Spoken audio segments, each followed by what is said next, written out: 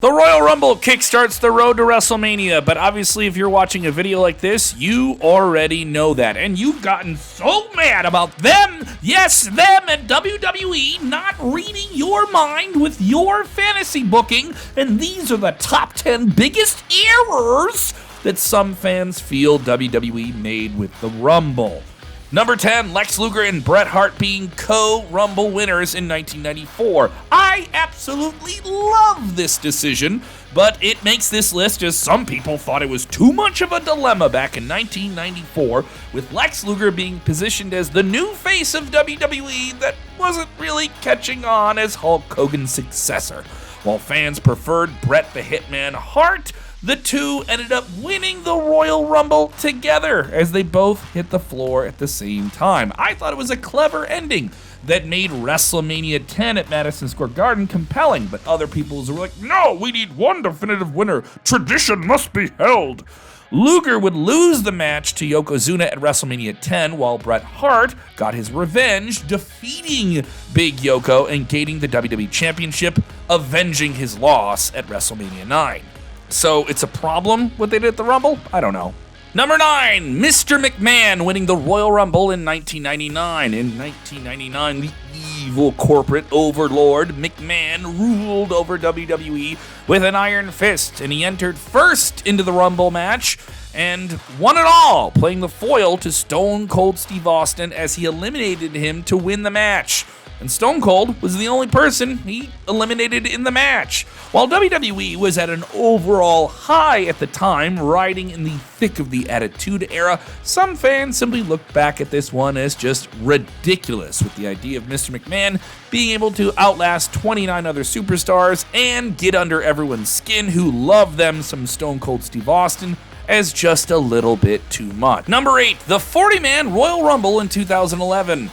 WWE held its first ever 40-man Royal Rumble, traditionally just 30 superstars in the match, in 2011, with Alberto Del Rio winning and eliminating Santino Marella in a slightly surprising but mostly not thrilling finish. Del Rio would go on to challenge for the championship at WrestleMania, but do it at the opening of the card. Isn't that supposed to be a main event match on WrestleMania? Number 7, Sheamus winning instead of Chris Jericho. The 2012 Royal Rumble is one of Sheamus' greatest accomplishments in his Hall of Fame-worthy career. However, some fans, they got ruffled on the internet as the internet wrestling community roiled up their rage at the idea of Chris Jericho not winning. Yeah, there was a mini match between Sheamus and Y2J to end the big 30-man affair, which began with Chris Jericho making a surprise return. Jericho was a much better choice to win the Rumble, given that he challenged CM Punk for the WWE Championship at WrestleMania 28, a very underrated match, by the way. And the decision to go with Sheamus as the Royal Rumble winner and set him up for a WrestleMania World Heavyweight Championship match where he won in 18 seconds was just, I don't know, was it really worth it? Number 6, Batista winning instead of the other guy that people were screaming for. In 2014, WrestleMania was at an all-time rise. The peak of Daniel Bryan in WWE could not be denied. Given how much fans were behind him, the vast majority were hopeful that he would win the Royal Rumble match, despite never being advertised for it. That has to be noted. He had more momentum that year than any other WWE superstar, but the returning Batista, who was set to star in the upcoming Marvel film Guardians of the Galaxy, was not greeted with a superstar welcome, but a chorus of boos. Even Rey Mysterio, a beloved fixture in the wrestling world, was put in the unfortunate number 30 spot, which confirmed to fans that Daniel Bryan would not appear in the Rumble, and earlier in the night lost to Bray Wyatt. He didn't even participate in the match, let alone win, what everyone was saying on the internet at the time. Don't worry, Daniel Bryan still got to have one of the coolest WrestleMania endings of all time, so is it that big of a deal? Number 5, Roman Reigns winning instead of the other guy that the internet wanted. Again. 2014 should have been a lesson to WWE to listen to us on the internet. We know what we want and you should do it. Yes, Daniel Bryan was yet again the guy that the internet wanted, and that fan base did not get what they want. Daniel Bryan competed in the Royal Rumble match in 2015, but was eliminated after just 10 minutes. Roman Reigns was put in a horrible position with the Philadelphia crowd rejecting him as the chosen one to win the Rumble, and even The Rock coming out to raise his hand and giving him an odd look while he was doing it couldn't change those Philly Boo Bird fans. Yes.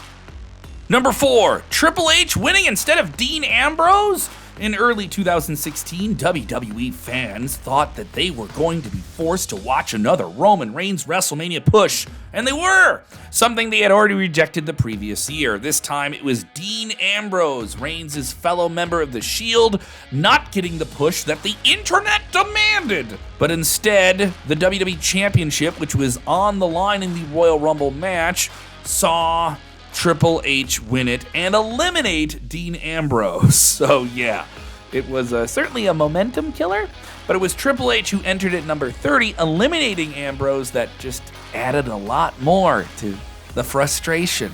Number 3, Roman Reigns is number 30. In 2017, Roman Reigns was put in another unfortunate Royal Rumble spot that felt like WWE's just trolling fans. We love that internet terminology, don't we? Reigns was unsuccessful earlier in the night to capture the Universal Championship from Kevin Owens in a brutal match, and nobody expected him to compete in the Rumble match. Many fans were hoping for Samoa Joe or a surprise at number 30. Roman Reigns got nuclear heat for the last spot instead. Oh yeah, and he also got to eliminate The Undertaker? Oh, come on. WWE knew exactly what they were doing, and they used Roman Reigns to get Randy Orton cheered for his big win. It was a little bit of a subversive move. Number 2, Ronda Rousey. In 2022 in St. Louis, many fans were hopeful that the boss, Sasha Banks, would be the 5th Women's Royal Rumble winner. But once Ronda Rousey's music hit at number 28, it was clear who the winner was going to be. Sasha lasted less than 10 minutes after entering at number 1, while Ronda Rousey took only 10 minutes to win the match. This would kickstart an underwhelming run for Ronda Rousey in 2022, and her WrestleMania 38 match against Charlotte Flair didn't deliver like some had expected. Number 1, Shane McMahon in the Final 4. Yes, we're back at the 2022 Men's Royal Rumble match, much maligned for all of the backstage crisis that was reportedly tied to the booking and creative going on within this multi-man affair, where Brock Lesnar won, and many people considered that just one of the problems. The final 4 participants of the match were Brock Lesnar, Drew McIntyre, Matt Riddle, and Shane McMahon. Shane's presence in this year's Royal Rumble just didn't click, both on screen and backstage. There were many reported issues with Shane's involvement in the match as a total, and then even some people complaining about how much he got paid for the match, reportedly. So yeah, it's best we just move on from it, correct?